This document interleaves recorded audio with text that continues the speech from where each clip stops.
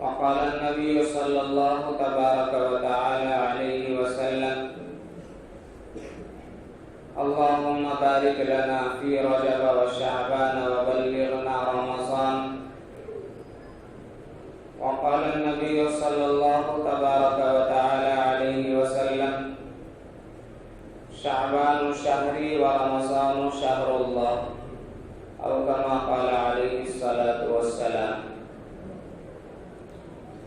آمنت بالله صدق الله مولانا العظيم وبلغنا رسوله النبي الكريم، ونحن على ذلك لمن الشاهدين والشاكرين والحمد لله رب العالمين.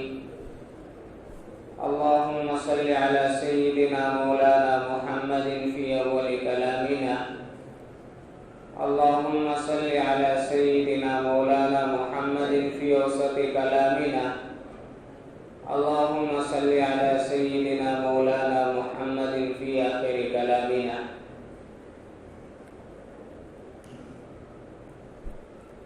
محترم نوجوانان اسلام،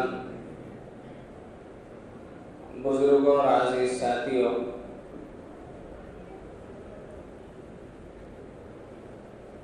ہم یہاں پر اس مبارک رات میں اللہ کے لیے جمع ہوئے ہیں، اللہ کے گھر میں جمع ہوئے ہیں۔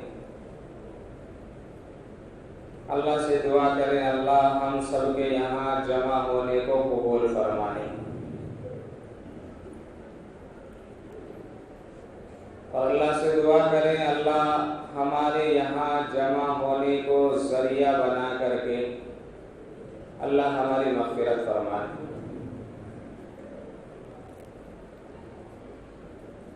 آج ہم یہاں پر جو جمع ہوئے ہیں، ماشاءاللہ اتنا بڑا مجمع ہے، پہلی مرتبہ دیکھ رہا ہوں، بڑی خوشی ہو رہی ہے۔ اللہ سے یہ دعا کریں اللہ پورے محبوب نگر والوں کو روزانہ 5 وقت کی نماز میں اسی طرح اپنی مسجد کو آباد کرنے کی توفیق عطا فرمائے۔ آج اللہ کتنا خوش ہو رہا ہوگا محبوب نگر والوں کو دیکھ کے۔ ہر ایک سر پہ ماشاءاللہ ٹوپی ہے، خوشبو لگا کے بہترین کپڑے پہن کے اپنی مسجد کو پر کیا ہوا ہے، اور یہ مسجد بھی کتنی خوش ہو رہی ہوگی آج، اور کتنی دعائیں دے رہی ہوگی یہ مسجد آج کہ محبوب نگر والوں آج تم نے مجھے آباد کیا ہے۔ اور یہ مسجد اللہ کی قسم دعا کر رہی ہوگی کہ اللہ محبوب نگر والوں کو آباد فرما دے۔ اور جب ہم روزانہ اس مسجد کو اس طرح خوش کریں گے، 5 وقت میں روزانہ اس مسجد کو آباد کریں گے، تو روزانہ یہ 5 وقت اللہ تعالیٰ سے دعا کرے گی کہ اللہ اس محبوب نگر والوں کو آباد فرما۔ آباد رہنا چاہتے ہو کہ نہیں رہنا چاہتے بھائی محبوب نگر والوں؟ آباد رہنا چاہتے ہیں نا؟ تو آباد رہنا چاہتے ہو تو اللہ کے گھر کو آباد کرو، اللہ تمہارے گھروں کو آباد کرے گا انشاءاللہ۔ مسجد آباد جو ہوتی ہے عبادت سے آباد ہوتی۔ آج یہ مسجدوں میں جو لائٹیں لگی ہوئی ہیں اور یہ جو فین لگے ہوئے ہیں، مسجد ان چیزوں سے آباد نہیں کہلاتی۔ مسجد تو بنا دی شب بھر میں ایمان کی حرارت والوں نے، مسجد تو بنا دی شب بھر میں ایمان کی حرارت والوں نے، من اپنا پرانا پاپی تھا برسوں میں نمازی بن نہ سکا۔ تو مسجدوں میں کروڑوں لاکھوں کا خرچہ تو کر دیا، مگر مسجدیں خالی پڑی ہیں، تو اسے مسجد کو آباد کرنا نہیں کہا جاتا۔ مسجد آج آباد ہے ماشاءاللہ، یہ اتنی بڑی محبوب نگر کی مسجد آج آباد ہے ماشاءاللہ۔ اور اسی طرح انشاءاللہ سارے ارادہ کرو کہ ہمارا جو رمضان کا مہینہ آ رہا ہے نا، ہم اسی طرح رمضان میں روزانہ تراویح میں اور 5 وقت کی نماز میں باہر تک صفیں بنائیں گے انشاءاللہ، بنائیں گے۔ اللہ ہم سب کو قبول فرمائے۔ آج میں صرف 3 باتوں کے اوپر بات کروں گا، 3 چیزوں کے متعلق بات کروں گا، اور 3 باتوں میں انشاءاللہ بات ختم کر دوں گا۔ آپ حضرات گھبرائیں نہیں کہ بھئی پتہ نہیں کتنا وقت لیا جائے گا. بہت کم وقت، جتنا آپ چاہیں گے اتنا وقت آپ کا لوں گا، زیادہ وقت نہیں لوں گا، کیونکہ آج میری بھی طبیعت صحیح نہیں ہے، بولنے میں تھوڑی تکلیف ہو رہی ہے، اس وجہ سے زیادہ وقت نہیں لوں گا انشاءاللہ. بعض رات جو پیچھے والے بیٹھے ہیں نا دعا کر رہے ہوں گے جلدی طبیعت خراب ہو جائے، حضرت کی جلدی جانے کا موقع ملے. نہیں، اتنی جلدی بھی ہٹنے والا نہیں انشاءاللہ. آپ حضرات اگر چاہیں گے تو انشاءاللہ بات کرتا رہوں گا، آپ کی محبت ساتھ رہی تو انشاءاللہ پوری رات کریں گے تو پوری رات بیان کروں گا انشاءاللہ. تو کتنی باتیں بھائی؟ 3 باتیں بتاؤں گا انشاءاللہ. نمبر 1، آج ہم یہاں پر جو جمع ہوئے ہیں اس رات میں، تو اس رات میں جمع ہونے کا مطلب کیا ہے، مقصد کیا ہے، آیا اس رات کی کوئی فضیلت ہے کہ نہیں ہے؟ تو ایک تو یہ کہ اس رات کی فضیلت بتاؤں گا انشاءاللہ. دوسرے اس رات میں کرنے والے اعمال، اور تیسرے اس رات میں نہ کرنے والے اعمال. تو کتنی چیزیں بھائی؟ صرف 3 چیزیں، چوتھی چیز نہیں بتاؤں گا انشاءاللہ. نمبر 1، اس رات کی فضیلت. نمبر 2، اس رات میں ہمیں کیا کرنا ہے. اور نمبر 3، اس رات میں ہمیں کیا نہیں کرنا ہے. بس یہ 3 باتیں دھیان میں رکھتے جانا، ایک ایک بات کو تفصیل سے ترتیب کے ساتھ میں بتاتا جاؤں گا انشاءاللہ. سب سے پہلی چیز اس رات کی فضیلت. اس رات کی فضیلت کو جاننے سے پہلے اس مہینے کی فضیلت کو جانیں. یہ جو مہینہ چل رہا ہے، جس مہینے کی یہ رات ہے، اس مہینے کی فضیلت کو ہمیں جاننا پڑے گا. اور اس مہینے کا نام کیا ہے بھائی؟ یہ جو مہینہ چل رہا ہے اس کا نام کیا ہے؟ شعبان. یعنی ہمارا عربی چاند کی تاریخ کے اعتبار سے شعبان کا مہینہ چل رہا ہے، 8واں مہینہ ہے شعبان کا مہینہ. تو یہ شعبان کا مہینہ، اس کی فضیلت کیا ہے؟ سب سے پہلے ہمیں یہ پتہ لگانا پڑے گا. اللہ کے نبی صلی اللہ علیہ وسلم کی ایک حدیث ہے، شعبان شہری و رمضان شہر اللہ. اللہ کے نبی صلی اللہ علیہ وسلم ارشاد فرما رہے ہیں کہ شعبان میرا مہینہ اور رمضان اللہ کا مہینہ. اگر اس مہینے کی کوئی اور فضیلت بھی نہ ہوتی، صرف یہ ایک فضیلت ہوتی تو کافی ہے. کیونکہ اگر کوئی بڑا آدمی یہ کہہ دے کھڑا ہو کر کے کہ بھئی یہ چیز میری ہے، تو ہم اندازہ لگاتے ہیں کہ بھئی یہ کوئی چیز بڑی چیز ہے، اس وجہ سے بڑا آدمی کہہ رہا ہے کہ یہ چیز میری ہے. ورنہ چھوٹی موٹی چیز کے بارے میں کوئی بڑا آدمی تھوڑی ہی نہ کہے گا کہ یہ چیز میری ہے. کوئی جتنا بڑا آدمی ہوتا ہے اتنی بڑی چیز کے بارے میں دعویٰ کرتا ہے کہ یہ چیز میری ہے. مثلاً ایک آدمی کروڑ پتی ہے اور 10 روپے راستے میں پڑے ہوئے ہیں، تو 10 روپے کے بارے میں اگرچہ اسی کے ہیں لیکن وہ دعویٰ کرے گا کہ 10 روپے میرے ہیں؟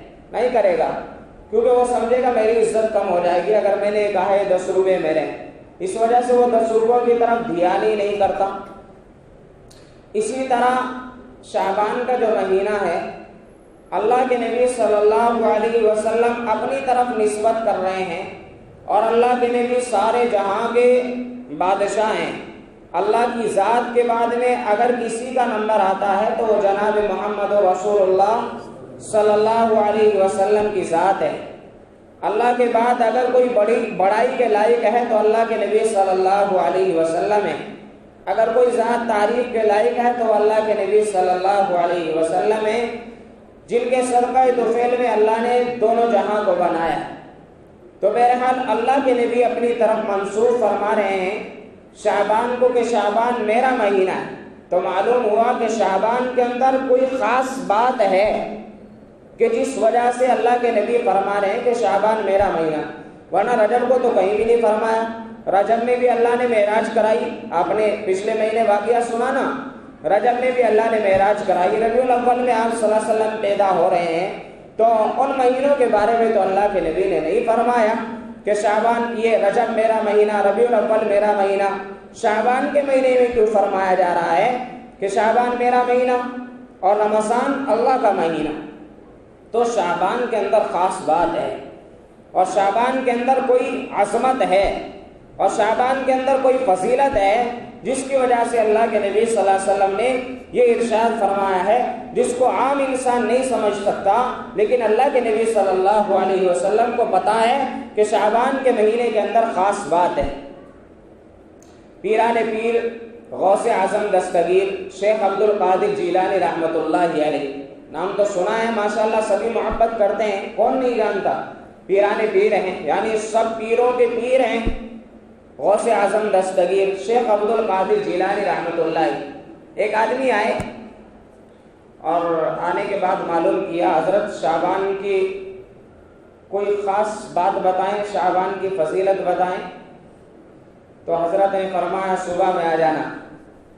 اب وہ آدمی چلا گیا۔ صبح میں فجر کے بعد میں حضرت کا روزانہ بیان ہوتا تھا، فجر کی نماز کے بعد میں وہ آدمی سب سے سامنے بیٹھ گیا، اور اس حضرت نے پھر صبح میں بیٹھنے کے بعد میں سب سے پہلے پوچھا کہ بھئی رات کسی آدمی نے سوال کیا تھا، کہاں ہے وہ آدمی؟ وہ فوراً کھڑا ہوا کہ حضرت میں نے سوال کیا تھا کہ شعبان کے فضائل بیان کرے۔ تو حضرت نے بیٹھ کر کے فرمایا، اس طرح اپنی انگلیوں سے اشارہ فرمایا کہ کتنے ہیں؟ 5۔ اور شعبان کے اندر حروف کتنے ہیں؟ 5، شین، عین، با، الف اور نون۔ کتنے ہیں بھائی؟ 6۔ ارے کتنے ہیں بھائی؟ 5 حروف ہیں، 5۔ نمبر 1 شین، نمبر 2 عین، نمبر 3 با، نمبر 4 الف، نمبر 5 نون۔ تو یہ شعبان کے اندر 5 حروف ہیں۔ حضرت نے فرمایا شعبان کے اندر 5 حروف ہیں اور 5 ہی فضائل ہیں۔ نمبر 1 شین، شین کا مطلب ہے شرافت، شین کا مطلب ہے شرافت۔ نمبر 2 عین، عین کا مطلب ہے علو یعنی بلندی، علو یعنی بلندی، بلند چیز جو ہوتی ہے، بلند و بالا، جیسے آسمان کو کہتے ہیں کہ آسمان بلند ہے، ستارے بلند ہیں، چاند بلند ہے، تو اس کو بلندی کہا جاتا ہے، یعنی جو اوپر کو چڑھتی ہوئی جاتی ہے چیز اس کو بلند کہا جاتا ہے، علو کہا جاتا ہے عربی میں، اردو میں کہتے ہیں ہم اس کو بلند و بالا۔ سمجھ میں آیا؟ اور تیسرے نمبر پہ کیا آتا ہے؟ با، با کا مطلب ہوتا ہے عربی میں بر یعنی نیکی، با کا مطلب کیا ہوتا ہے؟ بر یعنی نیکی۔ اور اس کے بعد میں الف، الف کا مطلب ہوتا ہے الفت، محبت۔ کیا ہوتا ہے؟ الفت، محبت۔ اور اس کے بعد میں نون، نون کا مطلب ہوتا ہے نور خدا بندی۔ اب یہ کتنی چیزیں آ گئی؟ 5 چیزیں آ گئی۔ نمبر 1 شین، شرافت۔ انسان ان 4 چیزوں کو اپنے اندر اپنا لے تو 5واں انعام اللہ کا اس کے اوپر آ جاتا ہے۔ نمبر 1 شین سے شرافت، نمبر 2 عین سے علو بلندی، انسان کے اندر شرافت آ جائے۔ شرافت کا مطلب کیا ہوتا ہے؟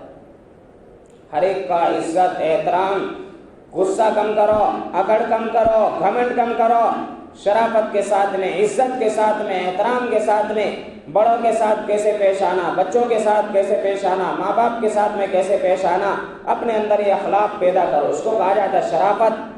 اس کو کیا کہا جاتا ہے؟ شرافت کہا جاتا ہے۔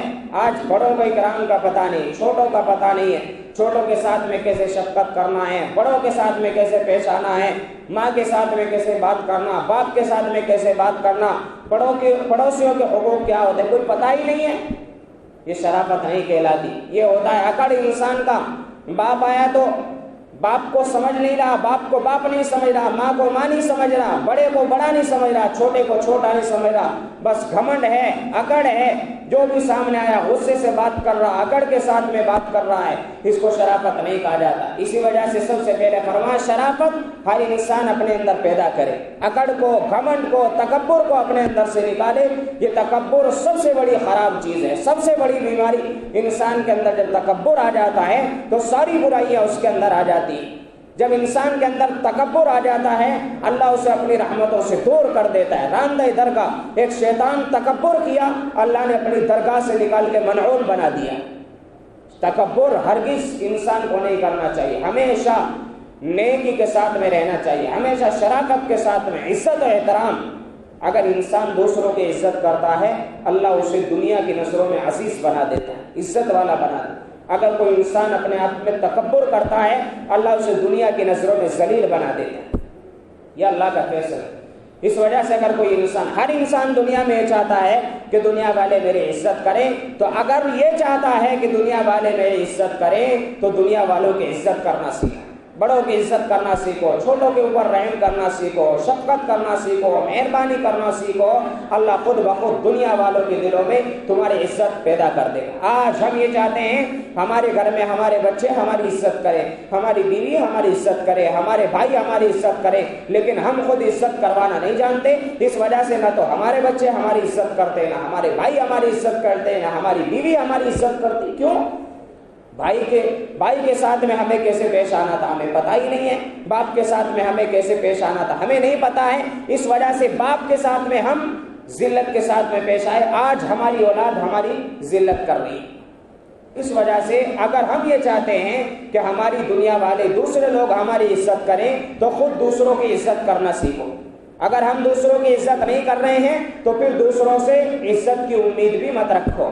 جب تم دوسروں کو ذلیل سمجھ رہے ہو دوسرا بھی تمہیں ذلیل سمجھے گا۔ اس وجہ سے شین سے شرافت اپنے اندر پیدا کرو۔ اور نمبر 2 عین، علو، بلندی، اللہ تبارک و تعالیٰ کی بلندی، اللہ کی معرفت، اللہ کی بڑائی کو اپنے دل میں بٹھا لو۔ اللہ سے بڑا کوئی نہیں ہے، اللہ سے بڑا کوئی نہیں ہے، اللہ سب سے بڑا ہے، اللہ سب کا خالق ہے، اللہ سب کا مالک ہے، اللہ ہم سب کا معبود ہے، ہم سب کا معبود اللہ ہے، ہم سب کا خالق اللہ ہے، ہم سب کا مالک اللہ ہے، ہم سب کا رازق اللہ ہے، اللہ ہی سب کا پالنہار ہے، اللہ سب سے بڑا، اللہ اکبر کبیرہ، اللہ سے بڑا کوئی نہیں ہے، اللہ سے بڑا کوئی نہیں ہے۔ ہر انسان محتاج ہے، ہر ایک چیز میں ذرہ ذرہ اللہ کا محتاج ہے۔ انسان کھانے میں، پینے میں، اٹھنے میں، بیٹھنے میں، سونے میں، جاگنے میں، ہر ایک چیز میں اللہ تبارک و تعالیٰ کا محتاج ہے۔ ہر ایک چیز میں اللہ کے ہم محتاج ہیں۔ ہم پانی پی رہے ہیں، اللہ کے محتاج ہیں۔ پانی کا گلاس تو ہم اٹھا سکتے ہیں لیکن پانی ہمارے حلق کے نیچے پہنچانا یہ اللہ کا کام ہے۔ انسان لقمہ کھا تو سکتا ہے، اپنے منہ میں تو رکھ سکتا ہے، لیکن ہمارا لقمہ ہمارے پیٹ تک پہنچانا اس کے لیے ہم اللہ تبارک و تعالیٰ کے محتاج ہیں۔ ایک سانس اگر انسان لے رہا ہے یہ سانس بھی اللہ کے حکم سے آ رہا ہے۔ انسان سانس لینے میں اللہ کا محتاج، ایک قدم اٹھا کے دوسرا قدم اٹھانے میں اللہ کا محتاج، رات میں سوتا ہے صبح میں اٹھنے میں اللہ کا محتاج ہے، سونے میں اللہ کا محتاج ہے، کمانے میں اللہ کا محتاج ہے، زندگی میں اللہ کا محتاج ہے، بیماری میں اللہ کا محتاج ہے، شفا میں اللہ کا محتاج ہے۔ ہر ایک چیز میں انسان اللہ کا محتاج ہے۔ نفع دینا اللہ کا کام، نقصان دینا اللہ کا کام، بیماری دینا اللہ کا کام، شفا دینا اللہ کا کام۔ اللہ کے علاوہ کوئی اور ہے جو یہ تمام کام ہمارے لیے کر رہا ہو؟ بتائیں بھائی، کیا بیماری ہمیں کون دیتا ہے؟ اللہ۔ اپنی زبان سے کہیں، بیماری ہمیں کون دیتا ہے؟ اللہ دیتا ہے۔ شفا ہمیں کون دیتا ہے؟ اللہ دیتا ہے۔ نفع ہمیں کون دیتا ہے؟ اللہ دیتا ہے۔ نقصان ہمیں کون دیتا ہے؟ اللہ دیتا ہے۔ یہ تمام چیزوں کا کرنے والا اللہ تبارک و تعالیٰ ہے۔ اللہ کے علاوہ کوئی اور ایسا نہیں ہے جو ہمارے نفع میں نقصان ڈال دے یا ہمارے نقصان میں نفع ڈال دے۔ اللہ کے علاوہ دنیا میں کوئی ڈاکٹر ایسا نہیں ہے کہ کسی بیمار کو شفا دے دے۔ ہے کہ بھائی کوئی ایسا؟ ایک آدمی بیمار ہو گیا اور اسے ہاسپٹل میں لے کے گئے اور ہاسپٹل میں لے جانے کے بعد میں اب اس کی موت کا وقت آ گیا، ہے کوئی ڈاکٹر اسے بچا لے؟ ہے کوئی ڈاکٹر اسے بچا لے؟ بڑے سے بڑے ڈاکٹر کو آپ جسے چاہیں بلا لیں، جتنا چاہیں پیسہ خرچ کر دیں، جتنا چاہیں مال و دولت خرچ کر دیں اور ڈاکٹر سے کہیں میرا سارا مال دولت تو لے لے مگر اسے بچا لے، تو ہے کوئی ڈاکٹر جو بچا سکتا ہو؟ نہیں بچا سکتا، کیونکہ بچانا اللہ کا کام ہے۔ اللہ چاہے تو بچا سکتا ہے، اللہ مارنے پہ آ جائے تو پوری دنیا مل کے ایک انسان کی زندگی نہیں بچا سکتی۔ تو بڑائی کس کی ہے؟ بڑائی کس کی ہے؟ اللہ کی۔ اللہ کے علاوہ کسی کی بڑائی نہیں، کوئی بڑا نہیں ہے، اللہ کے علاوہ کوئی بڑا نہیں۔ جب ایک ہمارے نبی شہنشاہ بتا جن کے صدقہ طفیل میں ساری دنیا کو بنایا گیا، انہوں نے آ کے اپنے آپ کو بڑا بنا کے دنیا والوں کے سامنے پیش نہیں کیا۔ ہم کہاں کے ہوتے ہیں اپنے آپ کو بڑے کہلانے والے؟ ہم بڑے ہیں، ہم مالدار ہیں، ہم یہ ہیں، ہم وہ ہیں، کیا ہیں؟ کچھ بھی تو نہیں ہے۔ نبی کے سامنے ہم کچھ ہو سکتے ہیں اور ہم نبی کے سامنے کیا مالدار ہو سکتے ہیں؟ اس نبی کے سامنے اللہ کے نبی صلی اللہ علیہ وسلم نے فرمایا، اللہ نے مجھے اختیار دیا، اگر میں احد پہاڑ کو ایک مرتبہ حکم دو کہ سونے کا بن جائے تو اللہ کی قسم احد پہاڑ بھی سونے کا بن جاتا۔ ہو سکتے ہیں ہم اتنے بڑے مالدار؟ کوئی دنیا میں اتنا بڑا مالدار ہو سکتا ہے؟ 1 kg اگر کسی کے پاس میں سونا آ گیا تو پھر تو پھولے نہیں سماتا۔ میرے پاس میں 1 kg سونا ہے اور وہاں تو کروڑوں کنٹل ہوگا، کتنا وزن ہوگا اس پہاڑ میں، اور پہاڑ میں جا کے دیکھنا آپ کبھی. اللہ ہم سب کو وہاں کے لیے قبول فرما. بولو سبھی زور سے ایک مرتبہ آمین. اللہ ہم سب کو اور پہاڑ دکھا دے. آمین. تو اتنا بڑا پہاڑ اللہ کے نبی فرما رہے ہیں اگر میں چاہوں ایک مرتبہ اشارہ کروں تو اور پہاڑ سونے کا بن جائے گا. تو اللہ کے نبی سے بڑا مالدار کوئی ہو سکتا ہے؟ آج پھر کوئی مالدار اپنے مال کے اوپر گھمنڈ کر کے یہ کہے کہ میں مالدار ہوں، میرے پاس میں گاڑیاں ہیں، میرے پاس میں بنگلے ہیں. جب اللہ کے نبی اتنے بڑے مالدار ہو کے گھمنڈ نہیں کیا تو کون ہوتا ہے گھمنڈ کرنے والا؟ اور کیا اللہ کے نبی سے بڑا طاقتور کوئی ہو سکتا ہے؟ آج ہم کہیں ہمارے پاس میں طاقت ہے. کوئی آدمی جوان ہو جاتا ہے، اپنی جوانی میں مست ہو کے چور ہو کے کہنے لگے میرے پاس میں طاقت ہے. اللہ کے نبی کے پاس میں اللہ کی قسم اتنی طاقت، بڑے بڑے پہلوان مل کے اللہ کے نبی کا مقابلہ نہیں کر سکے. لیکن اللہ کے نبی نے کبھی دعویٰ کیا کہ میرے اندر طاقت ہے؟ نہیں. طاقت والا ایک ہے اور وہ اللہ ہے. مالدار ایک ہے اور وہ اللہ ہے. غنی واللہ الغنی وانتم الفقراء. اللہ ایک غنی ہے. غنی مالدار کو کہتے ہیں. اللہ ہی غنی ہے. وانتم الفقراء. اللہ کے علاوہ سب کے سب تم جتنے ہو اللہ کہہ رہا ہے تم سب کے سب فقیر ہو. فقیر فقیر کسے کہتے ہیں بھائی؟ فقیر کسے کہتے ہیں؟ فقیر کہتے ہیں محتاج کو. آج ہم کیا سمجھتے ہیں؟ فقیر ہم اسے سمجھتے ہیں جو جھولی لے کے ہمارے دروازے پہ آتا ہے نا، اسے ہم فقیر سمجھتے ہیں. اور اگر میں کہنے لگوں تو فقیر ہے تو بڑا غصے میں آ جاتا ہے. میں کہاں فقیر؟ مجھے فقیر کہہ رہے ہو حضرت؟ میں فقیر نہیں ہوں. لیکن اللہ کہہ رہا ہے فقیر ہے کہ نہیں فقیر؟ ارے بھائی ہیں کہ نہیں؟ ابھی بہت ساروں کو شک ہو رہا ہے کیوں ہوگا میں فقیر؟ نہیں، فقیر ہیں. میں بھی فقیر ہوں، آپ بھی فقیر ہیں. جتنا بڑا مجمع یہاں پر بیٹھا ہوا سب کے سب فقیر ہیں. اور کیسے فقیر ہیں؟ اللہ کہہ رہا ہے واللہ الغنی وانتم الفقراء. تم سب کے سب محتاج ہو، اللہ غنی ہے. اور ہم محتاج ہیں کہ نہیں ہیں؟ ہم دکان میں جا کے بیٹھ تو سکتے ہیں، دکان میں کاروبار کرانا، اس میں نفع آنا، یہ سب ہمارے ہاتھ میں ہے کیا؟ محتاج ہے نا. ارے بھئی ایک فقیر ہوتا ہے، محتاج ہوتا ہے، وہ خالی جھولی لے کے نکلتا ہے. خالی جھولی لے کے نکلتا ہے. کہاں جا رہا ہے؟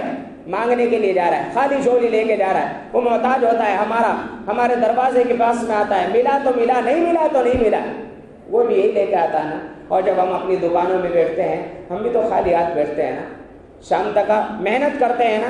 ہم بھی تو کس کے محتاج ہوتے ہیں؟ وہ فقیر جو آ رہا ہے وہ ہمارا محتاج ہے، ہمارے دروازے پہ آ رہا ہے، اور ہم اللہ کے محتاج ہیں. اللہ کے بھروسے پہ جا کے دکان کھول کے بیٹھتے ہیں نا. ارے بھائی زمین کے اندر غلہ ڈالا.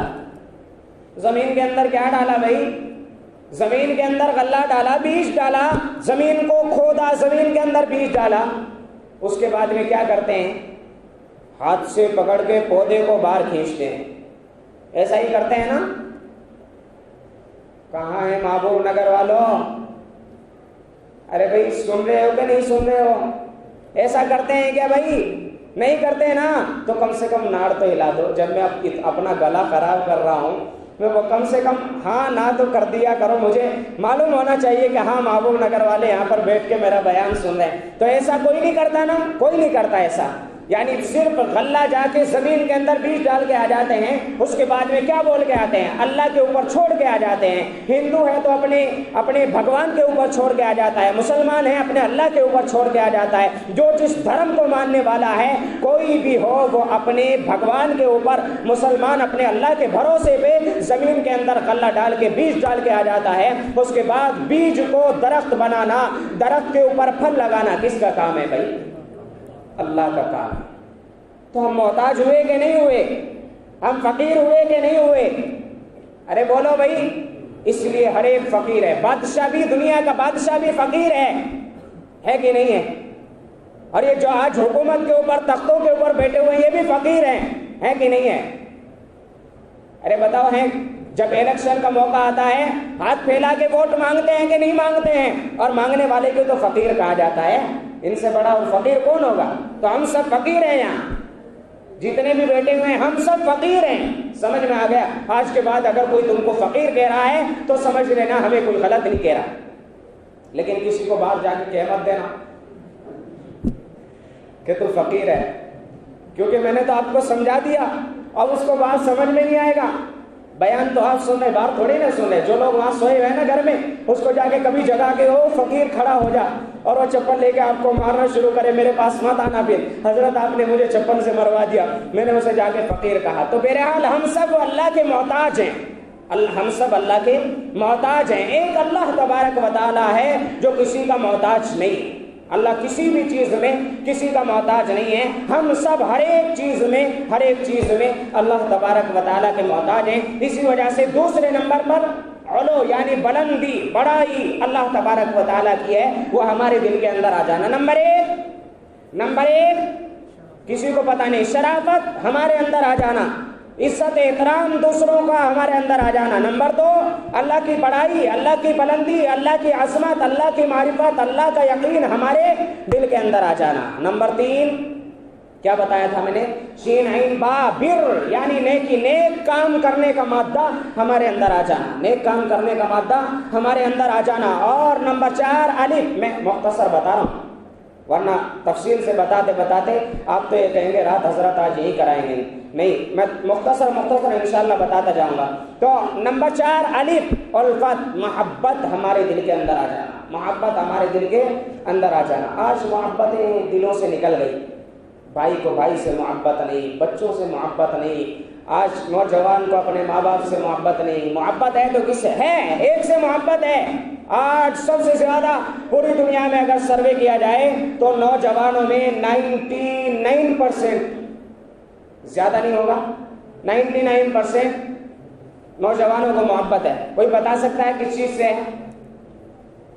ارے جس سے محبت ہوتی ہے، میں بتا رہا ہوں، غلط مت جانا، میں بتا رہا ہوں، جس چیز سے محبت ہوتی ہے انسان اس کے بغیر رہ نہیں سکتا، اس سے الگ رہ نہیں سکتا.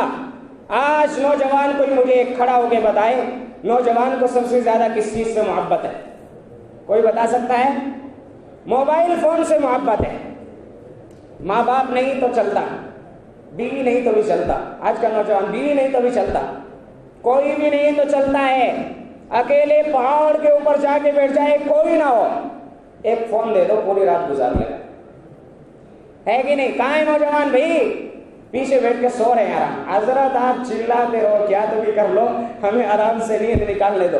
ہے کہ نہیں؟ ایسا نوجوان بتائیں بھائی. میں بھی اس میں ہوں، میں اپنے آپ کو الگ نہیں کہتا. آج کسی نوجوان سے فون چھین لو اور اسے کہہ دو آج رات تجھے کمرے میں گزارنی ہے، چاہے اسے نیند بھی آ رہی ہو، سو نہیں سکتا. بغیر فون کے نیند نہیں آتی، بغیر فون کے کھانا نہیں کھائے، ایک ہاتھ سے کھانا کھا رہا ہے.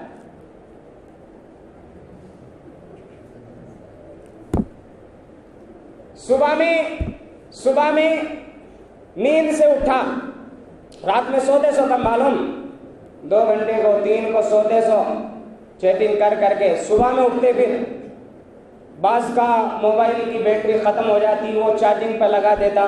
صبح میں اٹھتا، سب سے پہلے جلدی نیٹ آن کرتا.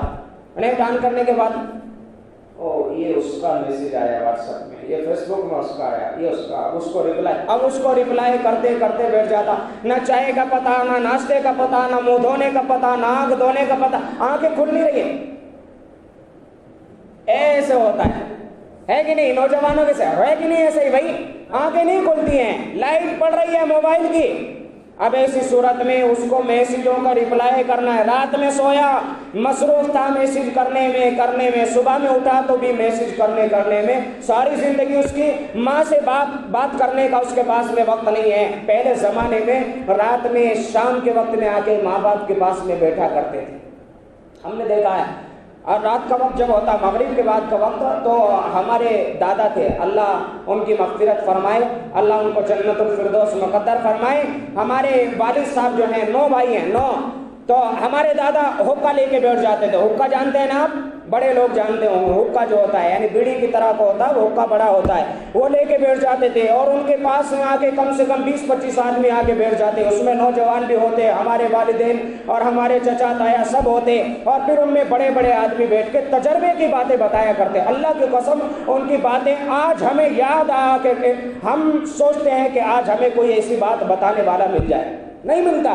جو پرانے لوگ تجربے کی اپنی باتیں بتایا کرتے تھے، محبت کی باتیں، کچھ انہوں نے اپنی زندگی میں کیا کیا پریشانیاں دی تھی وہ پریشانیوں کی باتیں، اور پھر آئندہ ہمیں کیا کرنا ہے وہ اس طرح کی باتیں، کھیتی کس طرح کرنا، یہ تمام باتیں وہ بتایا کرتے تھے۔ ان کی باتیں سننے میں مزہ آتا، نوجوان بھی بیٹھ کے سنتا اور ادھیڑ عمر والا بھی بیٹھ کے سنتا اور بڑی عمر والا بھی بیٹھ کے سنتا، یہ تمام بیٹھ کے ان باتوں کو سنا کرتے تھے۔ اللہ کی قسم بہت اچھا لگتا تھا۔ اور آج نوجوان جب صبح میں کام کو جاتا ہے اپنی ماں سے بات کر کے نہیں جاتا، اپنا فون دیکھتے ہوئے جاتا ہے، شام میں آتا ہے تو آ کے سیدھا فون میں مصروف ہو جاتا ہے، نہ ماں سے بات کرنے کا وقت ہے، نہ باپ کے پاس بیٹھنے کا وقت ہے، نہ بھائی کے پاس بیٹھنے کا وقت ہے، یہاں تک کہ بیوی کے پاس بھی وقت نہیں۔ بیوی ایک طرف اپنا فون لیے پڑی ہے اور یہ شوہر اپنا ایک طرف اپنا فون لیے پڑا ہے، اور بس وہ اپنا چیٹنگ، یہ اپنا چیٹنگ۔ میں یہ نہیں کہتا ہر ایک غلط کر رہا ہے، چاہے وہ غلط بھی نہ کر رہا ہو، لیکن فون چاہے صحیح جگہ استعمال کر رہا ہو، مگر غلط تو پھر بھی ہمارے ساتھ میں ہو رہا ہے کہ نہیں ہو رہا ہے؟ جب سے فون آیا ماں باپ کی محبت چلی گئی، بھائی بھائی کی محبت چلی گئی، اولاد کی محبت چلی گئی۔ ارے آج کا 5 سال کا بچہ بھی فون سے محبت کرنے لگا۔ کیا کرنے لگا؟ فون سے محبت کرنے لگا۔ 5 سال کے بچے کو کھانے کو نہ دو، پینے کو نہ دو، دکان کے لیے پیسہ نہ دو، فون دے دو، آرام سے رہ جائے، لے جائے۔ یہ بات جھوٹ ہے کیا بھائی؟ ارے جھوٹ ہے کیا بھائی؟ سچ ہے نا؟ اس وجہ سے چوتھی چیز کیا ہے؟ الفت، محبت۔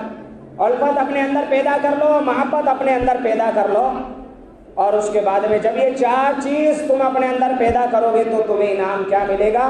نمبر 1 شرافت اپنے اندر پیدا کر لو، نمبر 2 علو، اللہ کی بلندی، اللہ کی معرفت، اللہ کی بڑائی اپنے دل میں پیدا کر لو، اور نمبر 3 بر، نیک کام کرو، برے کاموں سے بچو، اور نمبر 4 الفت، محبت اپنے اندر پیدا کرو، ہر ایک سے محبت کرنا سیکھو، بڑوں سے محبت کرو، چھوٹوں سے محبت کرو، بیوی سے محبت کرو، اولاد سے محبت کرو، ماں باپ سے محبت کرو۔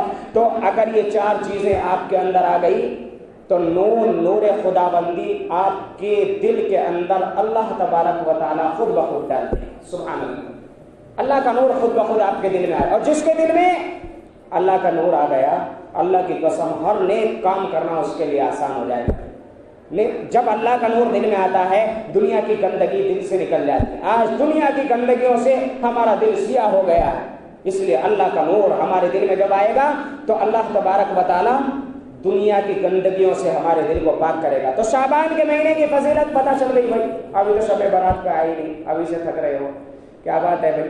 شعبان کے مہینے کی فضیلت پتہ چل گئی۔ شعبان کا مہینہ کتنے فضائل والا ہے کہ اگر کوئی یہ 4 کام کر لے گا تو اللہ اپنا نور اس کے دل میں ڈال دے گا۔ رمضان میں کتنی تلاوت کرے گا، کتنی نمازیں پڑھے گا، اللہ اسی کے اندر اخلاص پیدا فرما دے گا۔ شاہ عبد الحق محدث دہلوی رحمۃ اللہ علیہ فرماتے ہیں، انہوں نے اپنی کتاب کے اندر لکھا ہے کہ شعبان کے عربی کا لفظ ہے، شعبان کے معنی پھیلنے کے، پھیلنا اور پھیلانا، اور شعبان کو شعبان اس لیے کہا جاتا ہے کہ بندہ اللہ کے سامنے جب ہاتھ پھیلاتا ہے شعبان کے مہینے میں، اللہ اپنی رحمتوں کو اس کے اوپر چاروں طرف سے پھیلا دیتا ہے۔ اللہ جیسے ایک مرغی کو دیکھا ہے نا، اپنے بچوں کے اوپر پروں کو پھیلا دیتی ہے چاروں طرف سے، نہ اوپر سے آنچ آنے دیتی، نہ برابر سے، نہ ادھر سے نہ ادھر سے، چاروں طرف سے اسے گھیر لیتی ہے۔ اللہ پھر اسے اپنے بندے کو اپنی رحمتوں کے اندر گھیر لیتا ہے جو شعبان کے مہینے میں اپنے ہاتھوں کو پھیلاتا ہے۔ تو اس لیے ہم سب شعبان کے مہینے میں اللہ کے سامنے ہاتھ پھیلائیں گے انشاءاللہ، اللہ سے مانگیں گے انشاءاللہ، اللہ سے مانگیں گے انشاءاللہ، شعبان کے مہینے میں اللہ سے مانگیں گے۔ تو یہ شعبان کے مہینے کی فضیلت، اور شعبان کے مہینے میں ایک رات آتی ہے جسے شب برات کہا جاتا ہے، یعنی جو آج کی رات ہے جس میں ہم سب آج یہاں پر جمع ہیں۔ اب یہاں سے میری تقریر کا موضوع شروع ہوتا ہے، کیونکہ ہم سب اسی رات کے لیے جمع ہوئے ہیں۔ اب اسی رات کے متعلق ہمیں پتہ کرنا ہے۔ آدھا گھنٹہ آپ کا ہو گیا لیکن ابھی موضوع میرا شروع نہیں ہوا، تو ہمیں اس رات کے متعلق سب سے پہلے فضائل، اللہ کے نبی صلی اللہ علیہ وسلم نے سب سے پہلی فضیلت سنو، سب سے پہلی فضیلت اور سب سے پہلا انعام سنو۔ اللہ کے نبی صلی اللہ علیہ وسلم نے فرمایا جو 5 راتوں میں عبادت کر لے گا تو میں اسے جنت کا مستحق بنا دوں گا۔ اللہ اکبر، کتنا بہترین انعام ہے۔ جو 5 راتوں میں عبادت کر لے گا، 5 راتوں میں عبادت کر لے گا، اللہ فرما رہے ہیں میں وعدہ کرتا ہوں۔ کون وعدہ کر رہا ہے؟ اللہ تبارک و تعالی۔ اللہ کو وعدہ کرنے کی ضرورت نہیں ہے، اللہ کی قسم اگر اللہ ایک مرتبہ کہہ دے کہ ایسا ہوگا تو ہو جائے گا، اس میں کوئی شک نہیں ہے. اگر کسی نے شک کر لیا تو کافر ہے، مشرک ہے، کیونکہ اللہ کے فرمان میں شک نہیں ہے. اس وجہ سے اللہ تبارک و تعالیٰ فرما رہے میں وعدہ کرتا ہوں کہ اسے جنت کا مستحق بنا دوں گا. 5 راتیں کون سی؟ علماء کرام نے اس میں اختلاف کیا ہے. 5 راتوں میں سے ایک رات تو یہ بالکل پکی ہے جسے شب برات کہا جاتا ہے. اس کے علاوہ 2 راتیں عیدین، عید اور بقرعید کی 2 راتیں. اس کے علاوہ ایک شب قدر. کتنی ہو گئی؟ 2 اور 2 4 راتیں ہو گئی. ایک رات کے بارے میں علماء کا اختلاف ہے. بعض نے کہا ہے رجب کی پہلی رات ہے، بعض نے کہا عرفے کی رات ہے. تو بہرحال آج کی رات جو ہے ان 5 راتوں میں سے ہے. جو آج کی رات جاگ کر کے گزار لے گا، جو آج کی رات عبادت کے ساتھ میں گزار لے گا، اللہ فرما رہے ہیں میں اسے جنت کا مستحق بنا دوں. کیا فرما رہے ہیں؟ اللہ فرما رہے ہیں میں اسے جنت کا مستحق بنا دوں گا. تو سمجھ میں آیا؟ 5 راتیں. کتنی راتیں بھائی؟ 5 راتیں. اگر کوئی 5 راتیں سال میں آپ 360 دن آرام سے پڑھ کے سو. کیا کرو؟ 360 دن عشاء کی نماز پڑھو، آرام سے پڑھ کے سو جاؤ اور 5 رات اللہ کے سامنے عبادت کر لو تو اللہ فرما رہے ہیں میں اسے جنت کا مستحق. کوئی بڑی بات ہے کہ بھائی 5 راتوں کو جاگنا بڑی بات ہے. بہت سارے لوگ ایسے ہیں جو نائٹ ڈیوٹی کرتے ہیں، وہ پورا مہینہ جاگ لیتے ہیں تو ان کو کوئی بڑی بات نہیں ہوتی. اور ان کا انعام کیا ہوتا ہے؟ کوئی 10,000 کے لیے جاگ رہا ہے، کوئی 5,000 کے لیے جاگ رہا ہے، کوئی 15,000 کے لیے جاگ رہا ہے. یعنی صرف 10,000 15,000 کے لیے اتنی بڑی اور رات کی اپنی نیند کو قربان کر رہے ہیں. اور اللہ فرما رہے ہیں کیا ملے گا؟ 10,000 15,000 نہیں ملیں گے. کیا ملے گا میرے بھائیو؟ جنت ملے گی، جنت. اور جنت جانتے ہیں کیا؟ ساری دنیا سے 10 گنا بڑی جنت اللہ اسے دیں گے جو سب سے بڑا گناہ گار سب سے آخر میں جنت میں جائے. اور جو اس سے بڑا ہوگا، جس نے زیادہ نیکیاں کی ہوں گی، اسے کتنی بڑی جنت ملے گی بھائی؟ اندازہ لگا سکتے ہیں؟ نہیں لگا سکتے نا. تو اللہ ہم سب کو جنت الفردوس میں اعلیٰ سے اعلیٰ مقام عطا فرمائے. سب کے تو آمین انشاءاللہ. تو شب برات کی سب سے پہلی فضیلت اللہ اسے کیا فرما دیتے ہیں؟ جنت کا مستحق بنا دیتے ہیں. نمبر 2، اللہ اس رات میں اہم فیصلے فرماتے ہیں. جو اہم فیصلے ہوتے ہیں اللہ اس رات میں وہ اہم فیصلے فرماتے ہیں. اب اس کے متعلق 2 باتیں سنو. شب قدر کے بارے میں بھی آیا کہ اللہ اہم فیصلے فرماتے ہیں. لوح محفوظ میں آیا کہ اللہ نے سب کچھ لکھ دیا ہے. بعض لوگوں کو سمجھ میں نہیں آتا یہ ہو کیا رہا. تو میں آپ کو ترتیب سے سمجھاتا ہوں.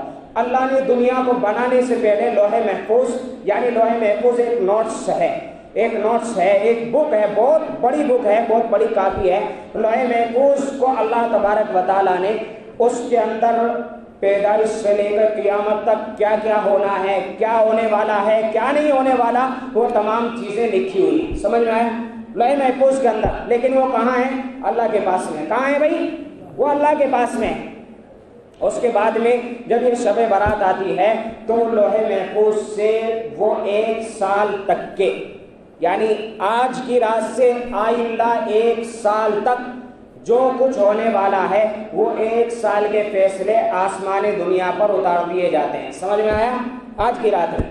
اور بعض علماء نے فرمایا کہ آج کی رات میں فرشتوں کے سپرد کر دیے جاتے ہیں اور پھر شب قدر سے وہ فرشتے اس پر عمل کرنا شروع کرتے ہیں. مثال کے طور پہ ہندوستان کی جو سب سے بڑی سرکار ہوتی ہے، یعنی لوک سبھا ہوتی ہے، وہاں پر ایک بل پاس ہوتا ہے. اس کے بعد وہ اسٹیٹ میں آتا ہے، اسٹیٹ کے بعد میں وہ آپ کی چنتامنی شہر میں آتا ہے اور پھر وہ سب کو بلا کر کے اس کو پاس کر دیتا ہے، یعنی آج سے لاگو ہو گیا. سمجھ میں آیا؟